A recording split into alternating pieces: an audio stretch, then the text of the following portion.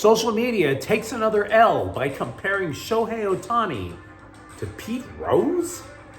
With the playoffs looming, the Kings finally embrace a sense of urgency, and the Chargers try to spin their way out of the Keenan Allen trade. Good morning.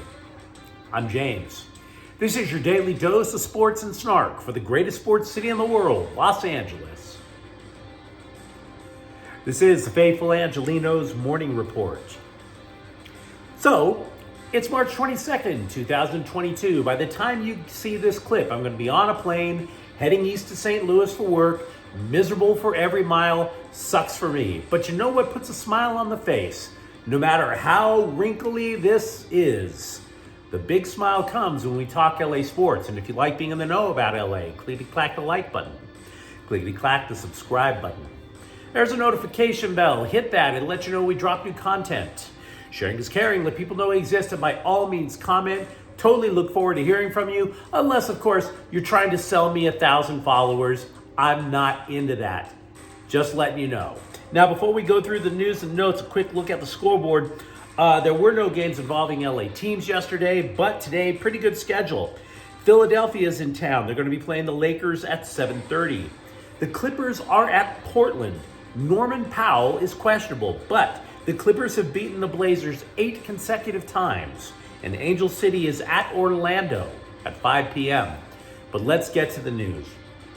Because when I was reading the coverage of Shohei Ohtani's interpreter being involved in an alleged massive threat, nobody implicated the player in the case. Nobody. If anything, the point of the story was that Ohtani was the victim of this alleged massive threat. Nobody implicated the player. Not the alleged bookmaker. Not the interpreter. Not anyone in law enforcement. Not anyone in Major League Baseball. And so I'm sitting there going, okay, sorry, bruh. You chose a really bad wingman. Sucks for you. But that's not going to stop social media. Because, of course, everyone outside LA hates the Dodgers. It's part of being an Angeleno. You have to expect, and I hate using the word hater because that makes me sound like I'm trying to be, I don't know, Fred Durst or something. But yeah, outside of LA, pretty much everybody hates LA. If you took a peek at social media, though, you would see a lot of people claiming that Shohei Ohtani is the Japanese Pete Rose. And it either means one of two things. Either Ohtani should be punished the same way, or that means Pete Rose should be reinstated to the game. This brings up an important side point. The internet is not undefeated. We need to stop saying the internet is undefeated, because social media is a part of the internet, and social media never wins. Social media is not intelligent. Social media is not informative. Social media does not win. Shohei Ohtani is not Pete Rose. Because again, nobody's saying he gambled. CBS Sports, though, sought out an expert on gambling law.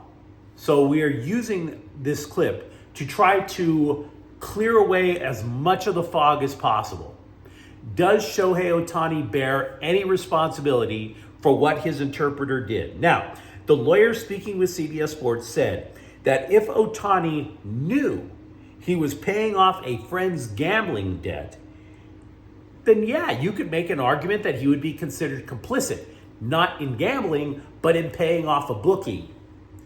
But if the money was stolen, and this is an allegation of theft, Ohtani could not be considered an accomplice. That would be in terms of a criminal case. As for Major League Baseball, all of the rules about gambling involve gambling on baseball in particular. Major League Baseball does not have a single reason to believe Ohtani placed a bet on anything, let alone baseball. So the bottom line is this. As long as the case is about theft,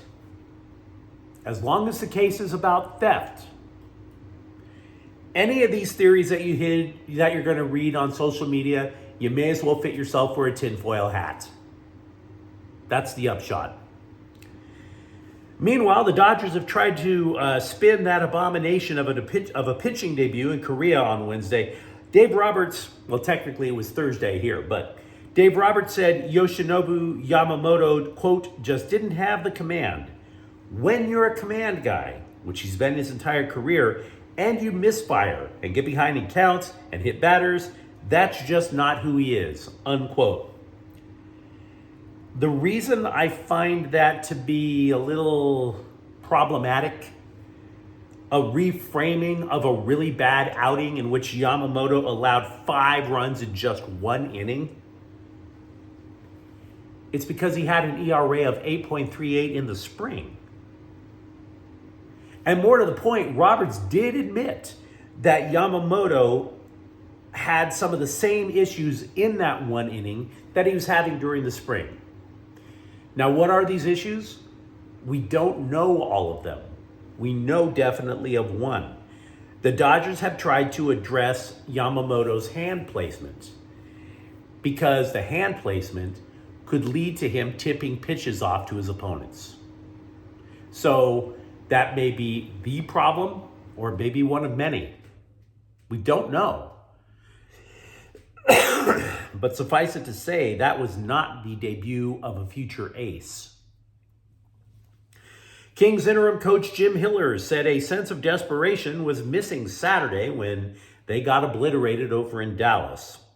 Well, not only did the Kings win 6-0 on Wednesday against Minnesota, but 12 players, 6 on each side, were kicked out of the game for brawling, particularly a pretty big one in the third period.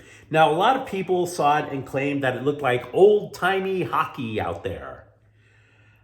You know, old-time hockey, where so much blood would flow that anybody involved would need an HIV test after the game. That wasn't old-time hockey. No, it wasn't. Because it was just a lot of people shoving each other. I've seen a lot of old-time hockey because, spoiler alert, I'm not young. I've seen teeth on the ice. There was no spitting chiclets last night. But the point is, the Kings did reach that level that normally pops up in the NHL with about 20 games left in the regular season. In the final quarter of the regular season, games get chippier because the teams are getting themselves into playoff mode where everything gets taken a little more personally. Just a little extra English on the old elbow to the side, that kind of thing. Hiller said as much after the game, quote, I thought we were ready to play. It just felt right. You could feel it on the bench. You can get a sense in the room. And we had that feeling and we followed up on it, unquote. The following is a non-story, but it made the rounds yesterday, so we're going to talk about it. Here goes.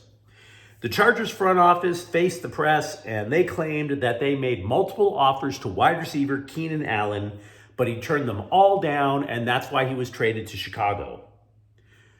The reason this is not a story is twofold. One, Allen said the Chargers wanted him to cut his pay. So it doesn't matter how many offers the Chargers made. It could have been 1 offer, it could have been 30. If they all involved a pay cut, Allen was going to say no. Second reason, the Chargers are saying this because they're simply trying to smooth things over with their fans. Keenan Allen was a face of the franchise. And then they're going up to their own fans with this press conference going, oh, guys, we tried our oh so very best to keep Keenan Allen, but he said no. Wow, we wanted to make you, our fans, so happy. He was the party pooper, that guy over there. And it happens a lot when a team loses a popular player to free agency or to try to make a salary, to make a budgetary decision. It's spin. And again, I understand everybody's point of view in this case. Absolutely. The Chargers have a good point. They had to make exceptionally difficult personnel decisions because they were so far over the cap, even the federal government looked financially responsible by comparison. So they had to do something. Keenan Allen didn't want a pay cut because he had a career year last year. Why would I be penalizing myself financially after giving you a career year? So it's an impasse. And the thing about an impasse, somebody has to cover the ass. In this case, everybody covered their ass. They say James Harden never plays any defense. Kawhi Leonard begs to differ. Wednesday, when the game was already in hand, Harden drove the lane, kicked out a pass to Leonard at the three-point line, and then turned and tried to block Leonard's shot. I don't know if you should buy the explanation I'm about to give you, but Harden said that he knew his Shaqtin' in a fool moment would lighten up his teammates a little bit. Quote, I think these last few weeks has been a fog for us, and every team goes through it. It was just me trying to create some energy, create a vibe for this team. It gives us something to laugh about, unquote. So my question to you is, do you buy it? I don't know. But I don't think this is the identity that Paul George has been advocating for. Pardon me, by the way. Dealing with a little bit of a cough, obviously. We know that the Rams have about $20 million in cap space. The problem is the Rams have only 59 players under contract, which means that the $20 million have to be spread out over a couple of dozen players, as opposed to just pushing it all into one big name. Now, can they do it? Of course. Absolutely. They did that last year after they tore the roster apart because they were dealing with salary cap issues. But what I'm doing in bringing this up is I'm continuing to try to build a case for you guys that you're not going to be replacing Aaron Donald in free agency. The talent, it wasn't a deep market for defensive tackles in free agency, and the Rams had decent cap space, but they didn't have sign an elite player cap space. This is going to be a problem that gets solved through the NFL draft or through the waiver wire. But you let me know what you think in the comments thread. Do you buy into any of the conspiracy theories about Shohei Ohtani? Do you think the Kings are finally kicking it up to another gear just in time for the playoffs? And if you enjoy the content, don't forget to subscribe to Faithful Angelenos. We're talking LA sports every single day here. Thank you for watching. I'm James. Desperately hoping to get over this coughing fit. We'll be back tomorrow. Faithful Angelenos is a Ken Corte El Queso production. Take care.